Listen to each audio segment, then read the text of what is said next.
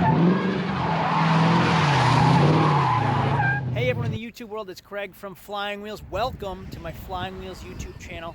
The whole reason I started this YouTube channel like 5-6 years ago was because I was building my drift car, a 1996 Nissan 240 SX with an LS1 swap V8. Then I had kids, then I had more kids, then I had more kids, and that got in the way of me using my drift car. So it's been sitting in that trailer for like 3 years. I haven't even had that car out of my trailer or running.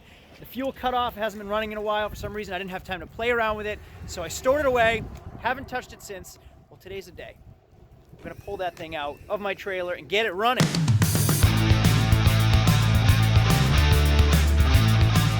Behind door number 1. Ready? 5, 4, 3, 2, 1.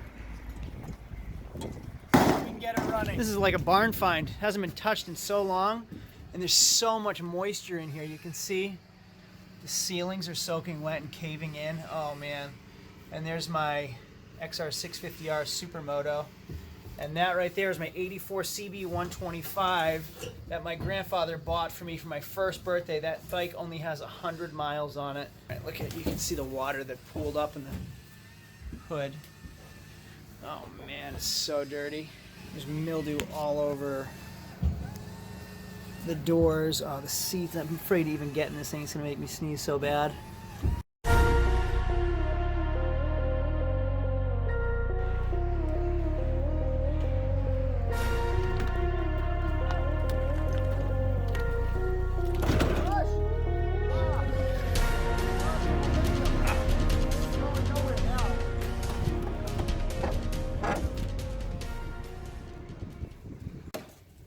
Here's my baby though. Let's check out the inside. It's filthy. Just mildew everywhere.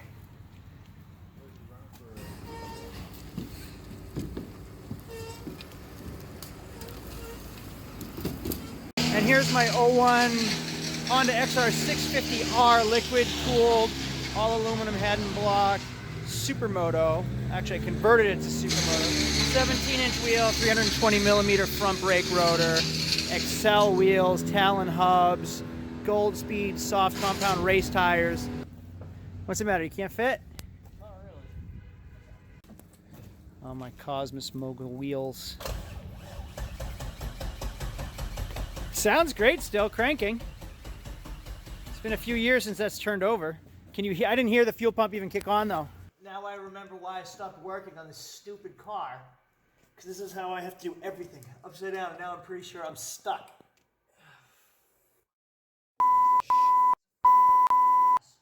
Anyone else have to work on their cars like this?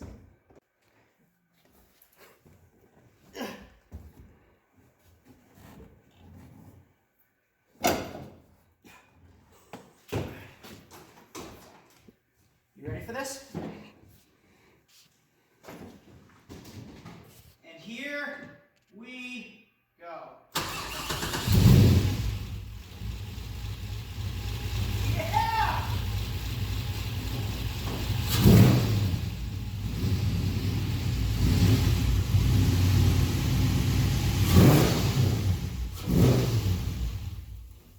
Guess who's back? Back again. My 240's back. Tell your friends.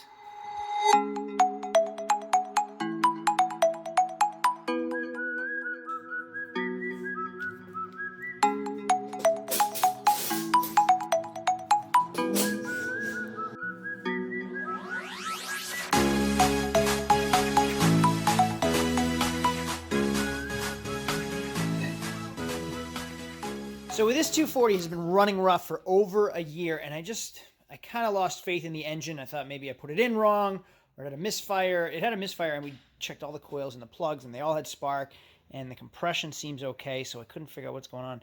Luckily, the wiring harness from Wiring Specialties comes with an OBD2 port. So we scanned it, checked it out, comes up mass airflow sensor. Here's the new mass airflow sensor. Look at the old one. So I'm hoping this beauty will take care of the issue for $103, a brand new mass airflow sensor, not even reman. Imagine if that's all it was and it takes care of the problem. Well, I hope so. Positive or no? Yeah. I Yeah, you too.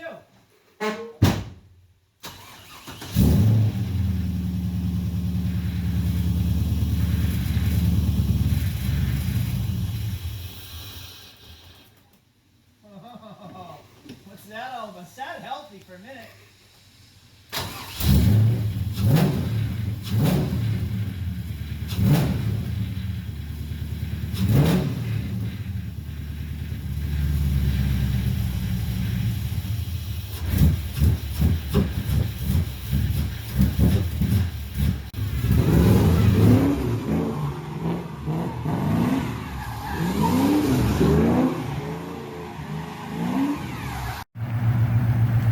All stripped down.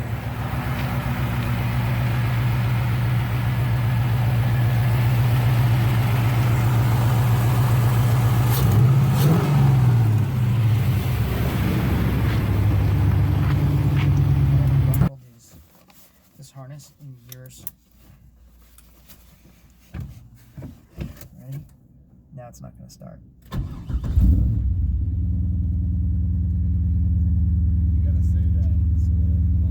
Exactly why I said it.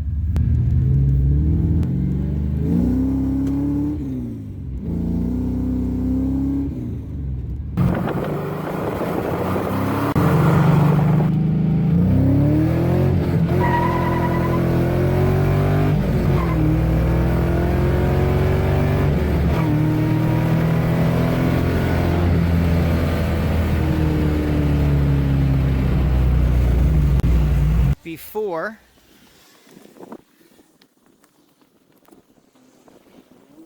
a little purple power degreaser on everything. There she is. Look at this thing. Covered in dust, dirt, and spider webs.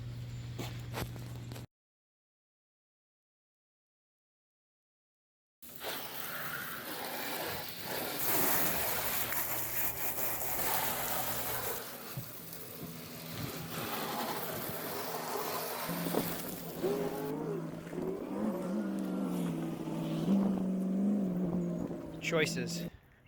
Which one would you choose today? Turbo all-wheel drive Talon TSI, LS1 V8 240SX drift car. Let's go with the Nissan. I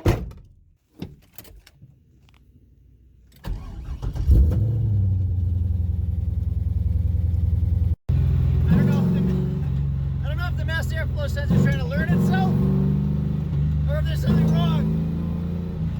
Sometimes these things have to be tuned or calibrated, but it didn't say it needed to be calibrated, so instead I'm just getting gas and I'm not getting gas, and I'm getting gas and I'm not getting gas.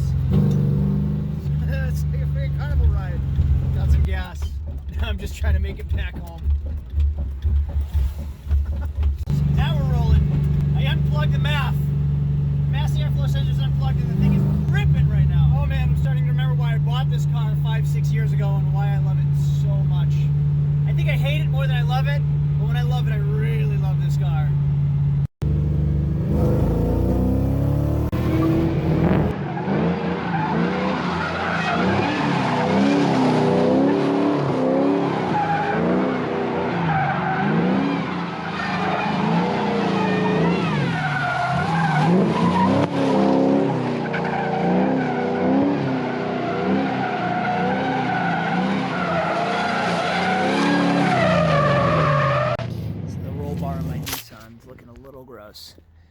So I'm going to try this stuff, hammered finish paint on the roll bar and see how it comes out.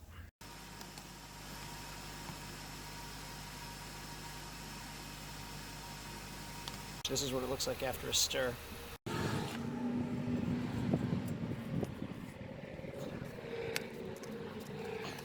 So here's what it looks like prepped and sanded. Here's what it looks like with the hammer finish on the entire roll page in the back. Now I'm gonna climb in here. That was a lot of freaking work to climb in there. It's like doing limbo. The hardest part of this job is getting in the car. So, here. Oh my goodness, this isn't gonna be easy.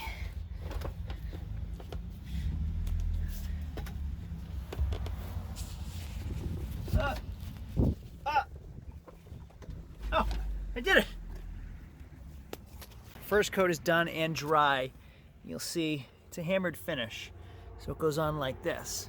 But what's cool is it's also like a glaze finish too. So the second coat's going on now.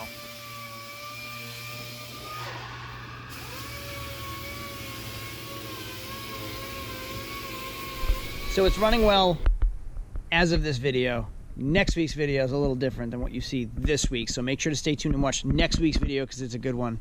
Or a bad one, or a good one. I don't know, it depends on how you look at it. Not good for me. Until then, let's check out my collection of cars right now. I have the best 90s collection of cars ever. There's my right-hand drive Z32 Fairlady. Yes, right-hand drive. All detailed up today. T-tops, 5-speed. 1990 Eagle Talon TSI all-wheel drive turbo video coming out soon because that car is finally finished. And then, hey, if anybody wants a Ferrari, I still have this thing. I don't use it very often. So here's a 98 Ferrari 456 GTA, 26,000 original miles, V12 automatic. Guys, thanks for watching my videos. Always, you can get our merchandise at our merch store in the link below. Make sure to subscribe. If you haven't already subscribed, hit the bell to get notifications every time we make a new video. Do me a favor, if you guys are on Facebook, share my videos. Pick a video you like, share it for me, help me grow my channel, because when I get more views, when I get more subscribers, my channel grows. It helps me make better content for you guys to watch. Thanks, everybody, for watching. Appreciate the support. Always. See you later, and adios.